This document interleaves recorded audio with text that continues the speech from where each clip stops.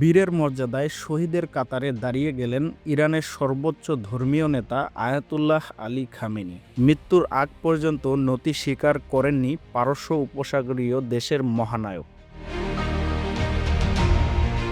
খামেনির নেতৃত্বে বছরের পর বছর ধরে প্রতিবাদ জারজ আসছিল পশ্চিমা শক্তির সাথে। শেষ নিঃশ্বাস পর্যন্ত মাথা নত করেননি সর্বোচ্চ এই ধর্মীয় নেতা। তিনি চাইলেই মার্কিন যুক্তরাষ্ট্রের অধীনে থেকে বহাল তবিয়তে বেঁচে থাকতে পারতেন, সেটা তিনি করেননি। এর মাধ্যমে এটা স্পষ্ট যে খামেনি প্রাণ দিয়েছেন, কিন্তু মান নয়। খামেনির মৃত্যুর প্রতিশোধ নিতে মরিয়া হয়ে উঠেছে ইরান।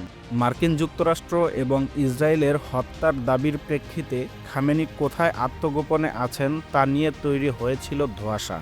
ইরান কর্তৃপক্ষ বলেছে তিনি সুস্থ আছেন, নিরাপদে তাকে সরিয়ে দেওয়া হয়েছে। এরপরও পশ্চিমা গণমাধ্যমগুলো প্রচার চালাতে থাকে খামেনি ইসরায়েল যুক্তরাষ্ট্রের হামলায় নিহত হয়েছেন। মার্কিন প্রেসিডেন্ট ডোনাল্ড ট্রাম্প নিজে খামেনির মৃত্যুর কথা নিশ্চিত করেছেন। তিনি বলেছেন যুক্তরাষ্ট্রের অত্যন্ত উন্নত ব্রেকিং সিস্টেম এবং ইসরায়েলের গোয়েন্দা তথ্যের সূত্রে সমন্বিত অভিযানে লক্ষ্য করা হয় খামেনিকে।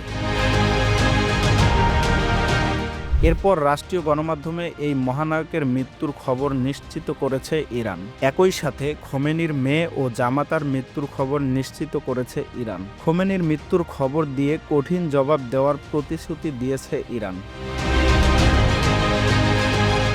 এদিকে ইসরায়েলের প্রধানমন্ত্রী বেঞ্জিয়ামিন নেতানিয়াহু দাবি করেছেন এই অভিযানে রেভলিউশনারি গার্ডের শীর্ষ কমান্ডার এবং পরমাণু কর্মসূচির কর্মকর্তারা নিহত হয়েছেন। বার্তা সংস্থা রয়টার্স জানিয়েছে খামেনির মরদেহ শনাক্ত করা হয়েছে। এর মাঝেই মধ্যপ্রাচ্য জুড়ে মার্কিন ও ইসরায়েলি সামরিক ঘাঁটিতে হামলা চালাচ্ছে ইরান। ইমাম খোমেনির মৃত্যুর পর ৩৭ বছর ধরে পারস্য উপসাগরীয় অঞ্চলে মুসলিম নেতৃত্ব দিয়েছেন আয়াতুল্লাহ আলী খামেনি। তার মৃত্যুর খবরে শোকের ছায়া নেমেছে পুরো মুসলিম বিশ্বে। Nahid Hasan, Bangla reports, global views.